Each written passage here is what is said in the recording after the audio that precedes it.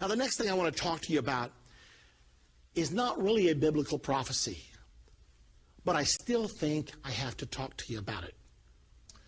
Because there was a mystic by the name of St. Malachi who lived back in the 11th century.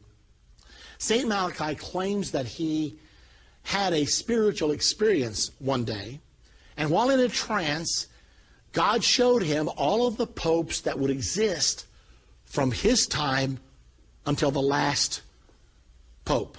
Malachi was given a prophecy of 112 popes. And in these 112 popes, there were given signs, little clues as to the identity of each one, all 112.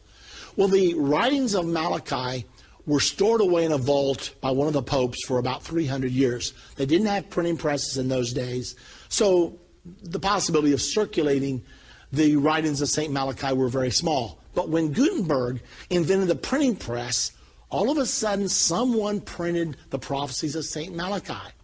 And as the prophecies of St. Malachi began to be known, people became very interested, and they started counting the popes. Well, several hundred years had passed by that time. However, 112 total popes from St. Malachi to the last pope. Well, what's in fact happening right now? Pope John Paul II, who just died in 2005, was the 110th pope. No wonder interest in the prophecies of St. Malachi are reviving right now. When the cardinals came to Rome to elect the 111th pope, an article appeared out of India the day before the election. A man said to the cardinals, "You must elect a giant spiritual leader. You must elect a pope that can appeal to young people. You must elect someone that can hold the church together." But he said, there's one more thing you must pay attention to when you elect the new pope tomorrow in the Sistine Chapel. Make sure you don't elect a pope that has anything to do with the olive, because the clue for the 111th pope was the glory of the olive, whatever that means. Well, the conclave was held, the white smoke came out of the Sistine Chapel chimney, and the word went out, we have a pope. When the identity of the pope was disclosed, it was Cardinal Ratzinger of Germany, and everybody thought, glory of the olive. It has nothing to do with it. I mean, you've never heard of a Ratzinger olive, I'm sure. And so everybody thought, surely not, this doesn't have anything to do with anything, even though he's the 111th pope. Everybody was interested, though, in finding out what his name would be that he would rule under. You know, when popes are elected, they don't rule under their own name. They take a name like Pope John XXIII or Pope Pius XII, the last one, Pope John Paul II. So everybody wondered, how will Cardinal Ratzinger rule the church? What name? Because when a man picks a name, it usually is indicative of something that means something special to him. Well, the announcement was made the next day that the Pope would rule under the name of Benedict XVI. And everybody wondered, what's that got to do with anything? Saint Benedict was the patron saint of Europe. He was a very powerful man, and he gave birth to a powerful order called the Benedictine Order. Well, the Benedictine Order has been powerful in the Roman Catholic Church for a long time, and it has a symbol. You may be interested to know. And by now you've guessed it. The symbol of the Benedictine order is the olive. So he chose the glory of the olive. Now that he's the Pope representing the Benedictine order.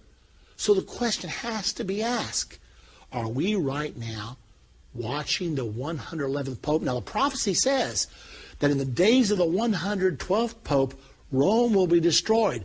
Well, the prophecies of the Bible. I don't know what to say about the prophecies of St. Malachi. I don't know whether I believe in them or don't. I'm simply telling you that if this is coincidence, it's very coincidental. But I do know this. The Bible says that right at the time of the Battle of Armageddon, the city of Rome is going to be destroyed. And that's what it says happens at the 112th Pope. Now, it's really interesting that this pope just elected was elected at the age of 75. The cardinals chose an older pope on purpose because Pope John Paul II had ruled the church for so long that he had totally changed the texture of the church. They felt like they did not want a pope that would rule for a long time. So they picked a man 75 years of age. Today he's 76 years of age. So how long will he rule? If in fact he is the next to the last pope, and all the other signposts that we're talking about today are coming to pass right now, then perhaps St. Malachi was on to something. Perhaps the next pope will be the last pope. Now remember, in the St. Malachi prophecy, it says the last pope will be Peter the Roman. Now, whatever that means, apparently he's going to be a person from Italy. We've had 2 popes in a row not from Italy. The first 2 popes not from Italy in 455 years. All of a sudden, it looks like if St. Malachi's prophecy is correct, and I can't tell you whether it is or not. It's not biblical. It's just something that happened. But if in fact it is correct, after this pope dies, the next pope elected will preside over the destruction of the city of Rome. Several times in the book of Revelation, Rome is referred to as Mystery Babylon. Revelation 17, Mystery Babylon is called the city of 7 hills. Rome is the city of 7 hills. And the destruction of the city of Rome is mentioned several times in the book of Revelation. And that's what St. Malachi said. So here we are. You got St. Malachi's word, which you have to take with a grain of salt, but you got the Bible that you can take to the bank. And it's telling us, you and me, that we're getting closer and closer to the second coming.